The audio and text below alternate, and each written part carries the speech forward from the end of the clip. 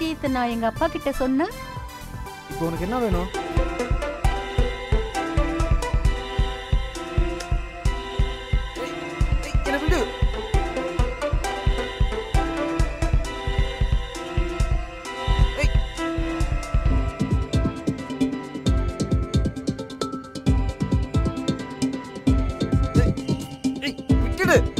நீ என்ன பண்ணிட்டு இருக்க? உனக்கு இன்னும் புரியலையா? உன்னை எனக்கு ரொம்ப பிடிக்கும். நான் உங்களை சும்மா விட போறதில்லை.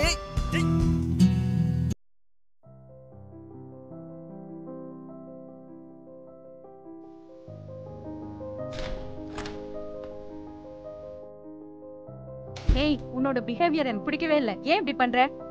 ஒருவேளை அவனுக்கு தெரிஞ்சா என் கதை அவ்வளவுதான். அவன் குணம் தான் உனக்கு தெரியல. ஏன் என்கிட்ட இப்படி எல்லாம் பிஹேவ் பண்ற? குறை சொல்றதுக்காக வந்தியா? விடுன்னு சொல்றேன்ல. நீ இந்த மாதிரி பண்றதெல்லாம் எனக்கு பிடிக்கல. நான் உனக்கு எத்தனை தடவை சொல்லிருக்கேன்? நான் சொல்றது உனக்கு புரியலையா? எதுக்கு என்ன இப்படி பயமுறுத்தி என்ன கொடுமைப்படுத்துற? என் வாழ்க்கையே நான் சொன்னதெல்லாம் செய்யணும். அதுதான் உன்னுடைய வேலையே.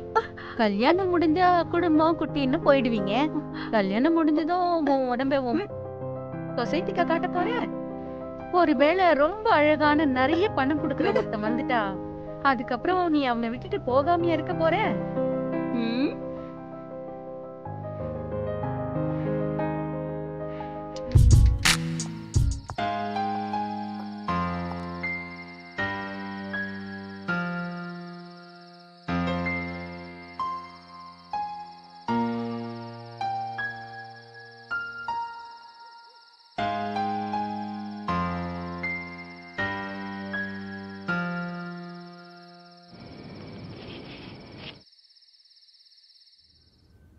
வாவ், இளமையான உடம்புக்கு இவ்வளவு பணம் கிடைக்குதா?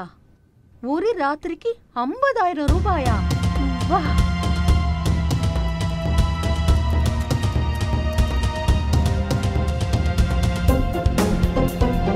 இன்னும் ஏதாவது சொல்லணுமா? மரியாதை எங்க இருந்து போ. எனக்கு இப்போ 79 வயசாகுது. உங்ககிட்ட இருந்து எனக்கு வாழ்க்கை தத்துவத்தை பத்தி கத்துக்கணும்னு அவசியம் கிடையாது. மரியாதை எங்க இருந்து போயிடு. நீ என் மகளே கிடையாது.